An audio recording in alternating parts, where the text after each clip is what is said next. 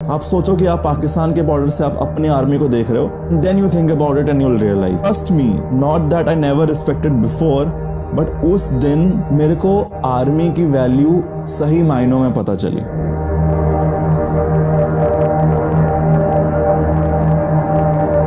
Hello friends, how are you? So 26 January, it's around the corner. So I just felt like मौका भी है, दस्तूर भी है, और बहुत वक्त से कुछ मेरे दोस्त मुझे कह रहे थे कि वो जो कॉन्टेक्स्ट।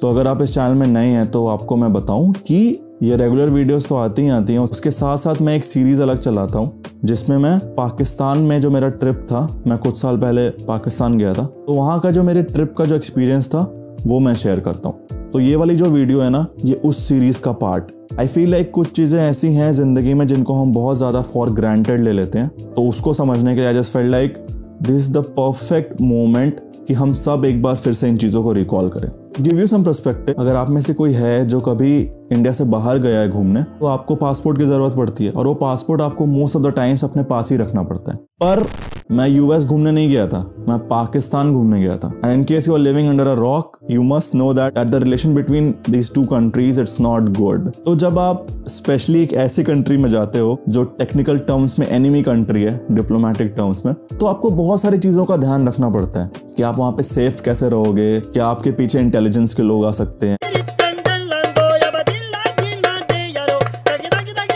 आपको बहुत चीजें सोचनी पड़ती है। तो थ्रू आउट माई स्टे मेरे को एक चीज की हमेशा बहुत फिक्र रहती थी कि मेरा पासपोर्ट ना गुम जाए, क्योंकि अगर पासपोर्ट गुम जाए तो बहुत प्रॉब्लम हो सकती थी। मैं हमेशा अपने पैंट के पॉकेट में ही पासपोर्ट रखता था और हमेशा हर 2 मिनट में हाथ लगा के चेक करता रहता था कि यार पासपोर्ट तो नहीं गिर गया, हर 2 मिनट में चेक करता था।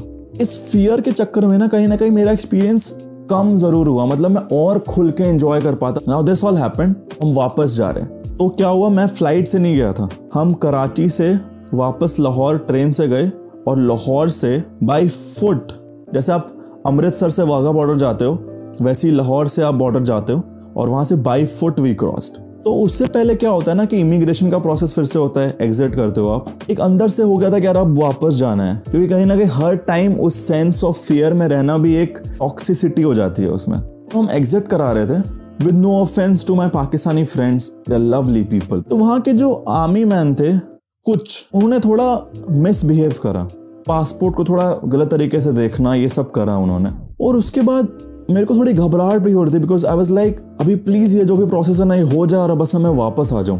ये सब फाइनली हो गया। वहां पे ना एक फाइनल चेक पॉइंट होता है, और उसके बाद लिटरली आपको सामने इंडिया का बॉर्डर दिख रहा होता है। तो ये हो रहा है और मैं सामने देख रहा हूँ कि वो गेट है, और वहाँ BSF का वो बैरिकेड लगा हुआ है, और वहाँ हमारे आर्मी वाले खड़े हैं। Trust me, not that I never respected before, but उस दिन मेरे को आर्मी की वैल्यू सही मायनों में पता चली, क्योंकि अब तक ये इंसान 13-14 दिनों से उस फियर में जी रहा था कि यार मुझे कुछ हो जाएगा, मुझे कुछ कोई करना दे, मेरा पासपोर्ट सेफ रहे। मुझे सामने दिखा कि वो मेरे अपने लोग हैं, और अगर मैं वहां पहुंच गया ना तो फिर मेरा कोई कुछ नहीं कर सकता, क्योंकि they are my people, they will protect me for ever.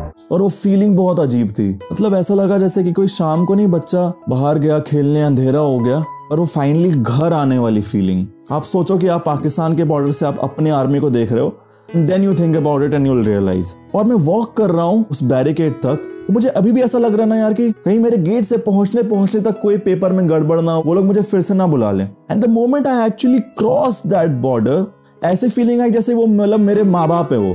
और वो जो रिलीफ होता है ना, वो उसको वर्ड्स में एक्सप्लेन करना बहुत मुश्किल है। Irrespective of what we believe in, what our opinions are, caste, religion, whatever, one thing which we all have to make peace with is the fact that had it not been for our army, हम कभी safe रह ही नहीं पाते। What you would be doing is that you should really respect them. और सिर्फ respect का मतलब ये नहीं होता है कि फेसबुक में पोस्ट लिख दो, रियल मायनों में respect. If you are traveling in metro or in bus, the least you can do is give the seat to them. We don't understand कि ऐसी छोटी छोटी चीजें भी जो होती हैं, जो कि जरूरी नहीं है करना, अगर आप वो करते हो तो उनका मोराल कितना बूस्ट होता है। मतलब वो पूरे के पूरे 13 दिन, मैं ये नहीं कह रहा हूँ कि वहां पे पाकिस्तान में मेरे साथ सिर्फ गलत हुआ या ऐसा कुछ, but psychologically I am saying, मुझे कंट्री की वैल्यू उस दिन समझ आई और पता चला कि अपना देश होता है।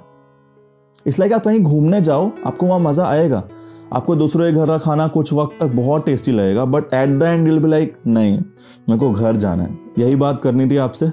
Wish you all a very happy Republic Day in advance. Take care, you all. Do respect the people who are giving their lives for us. Probably we don't even deserve it at times. So the least we can do is to really respect them and salute to them.